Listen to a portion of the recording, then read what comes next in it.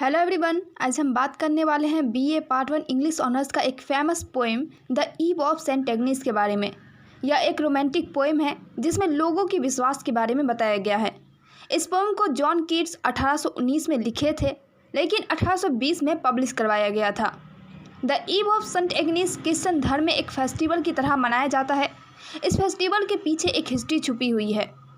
अगर उस हिस्ट्री को जाने तो रोम में एक एग्नेस नाम की एक लड़की थी जो अपनी सारी लाइफ अपने गॉड के नाम कर चुकी थी। मतलब कि एग्नेस किसी से शादी नहीं करना चाहती थी और अपने गॉड की प्रेयर में लगी रहती थी। एग्नेस की ये आदत रोम के एम्परर को बिल्कुल भी अच्छी नहीं लगी, इसलिए उन्होंने एग्नेस की प्योरिटी को ख़त्म करने के लिए बहुत कोशिश किए।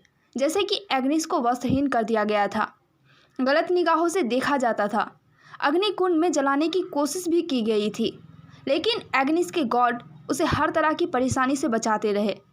लास्ट में एग्नेस को कत्ल कर दिया गया था। एग्नेस मरने से पहले अपने गॉड की तारीफ करते हुए बोली कि दुनिया में सिर्फ एक ही गॉड है और वह है क्रिस्ट। एग्नेस की इस तरह की बातें सुनकर बहुत सारे लोग क्रिस्ट धर्म को अपना लिए थे और फिर एग्नेस की मृत्यु के बाद उसे सेंट एग्नेस कहा जाने लगा। और फिर हर साल 21 जनवरी को एग्नेस की यादों में एक festival the Eve of Saint Agnes के नाम पर सेलिब्रेट किया जाने लगा। इस फेस्टिवल में लोगों का एक विश्वास था कि अगर कोई लड़की फास्टिंग करके रात को अपने बिस्तर पर सोएगी और अपना सारा ध्यान अपने फ्यूचर हस्बैंड पर लगाएगी तो उसे उसका फ्यूचर हस्बैंड दिखेगा। लोगों के इस विश्वास को इस पोएम की हीरोइन बहुत सीरियस ले लेती है। इस पोएम की हीरोइन का नाम मैडलिन था, जो अपने फ्यूचर हस्बैंड को देखने के लिए इस फेस्टिवल के सारे रूल्स को फॉलो करते हुए सो चुकी थी। दूसरी तरफ पोर्फिरो नाम का एक लड़का था जो इस पोएम का हीरो है और मैडलिन से मिलने के लिए गार्ड्स को कन्विंस कर रहा था। मतलब कि मैडलिन लैंडलॉर्ड की बेटी थी और पोर्फिरो एक गरीब लड़का था, इसलिए पोर्फिरो को मैडलिन से नहीं मिलने दिया जा रहा था।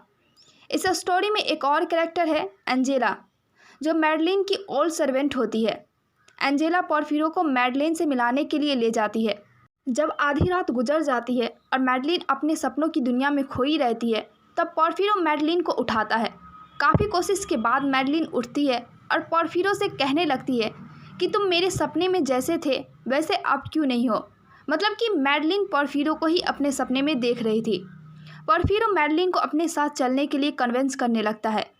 रात काफ़ी हो चुकी थी और मैडलिन के पेरेंट्स और बाकी फैमिली मेम्बर्स सभी सो रहे थे। मैडलिन और पोर्फिरो आसानी से भाग जाते हैं और इस कहानी के लास्ट में पोर्फिरो और मैडलिन दोनों एक हो जाते हैं और एंजेला की मृत्यु हो जाती है। आज की वीडियो में बस इतना ही। वीडियो अच्छी लगी हो तो प्लीज़ लाइक कीजिए और इसी तरह की वीडियो चाहते हैं जिसमें इजी एक्सप्लेनेशन के साथ साथ इजी नोट्स भी हो तो चैनल को ज़रूर सब्सक्राइब कीजिए और बाकियों को भी शेयर कीजिए ताकि उनका भी हेल्प हो।